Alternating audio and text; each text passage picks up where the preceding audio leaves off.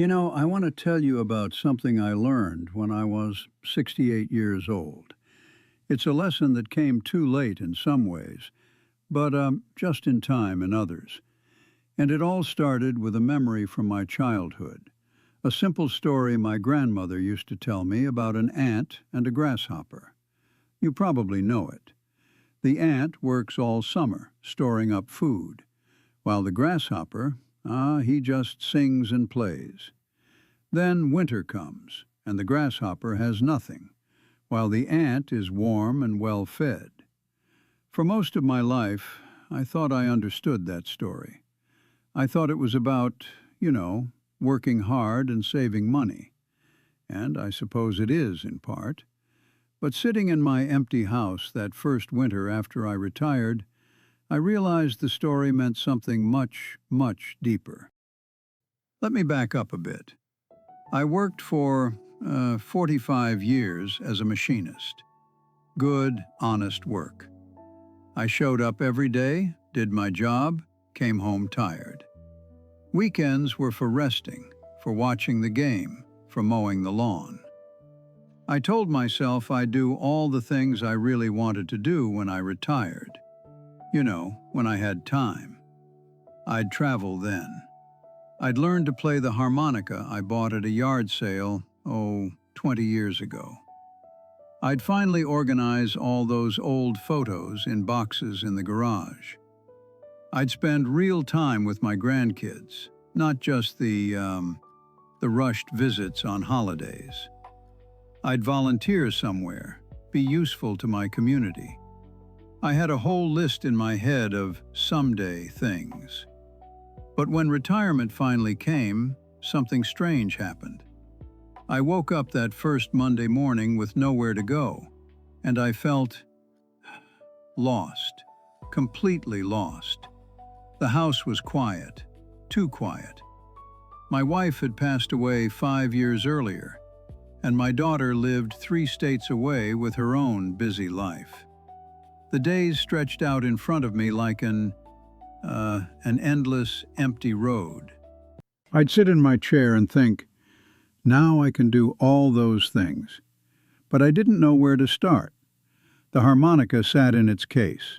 The photos stayed in their boxes.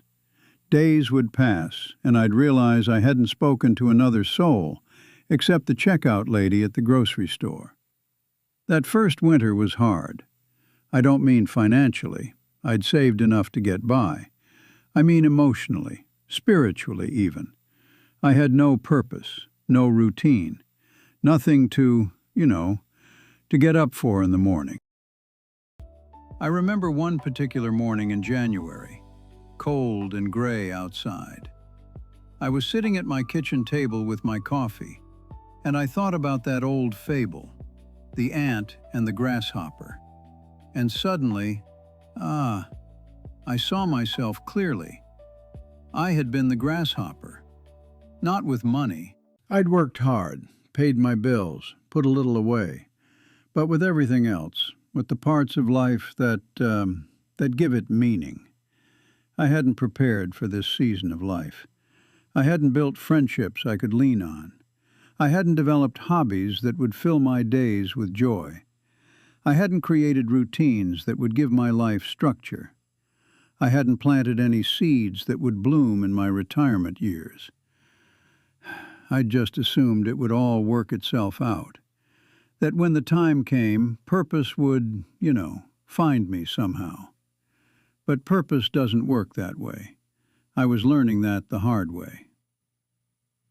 Sitting there with my cold coffee, I felt something shift inside me. Maybe it was stubbornness. I've always been a stubborn man. Or maybe it was grace. But I decided right then that it wasn't too late. Winter had come, yes, but I was still here, still breathing, still capable. I started small, very small. The next morning I put on my coat and took a walk around the block. Just one block. It wasn't much, but it gave me something to do at 8 o'clock. The morning after that I did it again. Then the day after that. After a week I walked 2 blocks, then 3. By spring, I had a route, 2 miles through the neighborhood. And you know what? I started seeing the same people. Mrs. Chen walking her little terrier. Bill from down the street getting his newspaper. We'd nod. Then we started saying good morning. Then we started, stopping to chat. I'd been living 3 houses down from Bill for 15 years, and I'd never really talked to him. Now I knew about his daughter in California, his bum knee, his love of old westerns. That walk became my anchor. No matter what else happened that day, I had that walk. You know, after living through all that, I started noticing things. Patterns, I guess you'd call them. Things I wish someone had told me when I was younger. So let me share them with you. Not as some kind of lecture, but just as, observations from an old man who learned things the hard way. I'll tell you what I mean. Every morning when I lace up my shoes for that walk, I'm not just walking. I'm building something for next week, next month, next year. Those Tuesday mornings with the kids, little Marcus is 7 now. By the time he's in high school, I'll have been part of his life for years. That matters. The soup I made last Sunday that I'm eating tonight, that's Monday me taking care of Wednesday me. It's all connected, you know. Your 80-year-old self is being shaped right now by whether you make that phone call, take that walk, plant that seed. It's like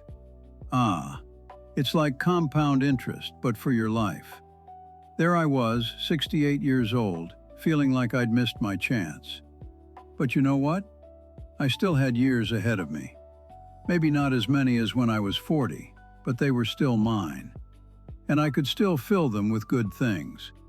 My friend Bill didn't start painting until he was 73. Now his grandkids have these beautiful watercolors he made. Mrs. Chen learned English when she was 70, had only spoken Cantonese her whole life. Said she was tired of missing half the conversations. If you're breathing, you can start. That's what I learned. The best time to plant a tree was 20 years ago, sure. But the second best time is right now. Here's something that surprised me. I thought retirement would need big, exciting things. Travel, hobbies, adventures. But what actually saved me? Walking around the block, reading picture books to kids, watering tomato plants, making soup. These tiny, simple things. But they add up, you know. That walk led to friendship with Bill. The library led to Marcus hugging me goodbye. The garden led to knowing my neighbors. It's like drops of water. One drop is nothing. But enough drops and you've got a river. You don't need to change your whole life in one day. Just do one small thing. Then tomorrow, do it again. You know, if you're reading this, or listening to this, you still have time. Time to make that phone call you've been putting off. Time to start that hobby. Time to establish a routine that will anchor you. Time to plant seeds. Don't wait for the perfect moment. Don't wait until you have more energy, more money, more time. Winter will come whether you're ready or not. But here's the beautiful thing. Every single day you get to choose. You get to decide whether today is the day you start preparing, the day you plant something, the day you reach out, the day you begin building the life your future self will thank you for. I waited too long, but I'm grateful I didn't wait forever. I'm grateful for that cold January morning when I finally understood. I'm grateful for every walk, every Tuesday with those kids, every tomato plant that actually grew, every Thursday lunch with Bill. Those small things saved me. They can save you too. Start today, my friend. Your future self is waiting, and they're worth every bit of effort. I'm 75 now, and I'm not going to tell you I have it all figured out. Some days are still hard. Some days I still miss my wife so much it hurts. Some days I wonder what it's all for. But then Tuesday comes, and Marcus runs up to hug me. Or Thursday comes, and Bill tells me another one of his terrible jokes. Or I bite into a tomato from my garden that's still warm from the sun. And I think, this is what it's for. You don't need everything. You just need something. Something to get up for. Someone who needs you. Some small piece of the world that's better because you're in it. That's not too much to ask for. And it's not too late to build it. So go ahead. Take that first step. Make that first call. Plant that first seed. Your future self. They're out there, waiting. And they're counting on you. Don't let them down.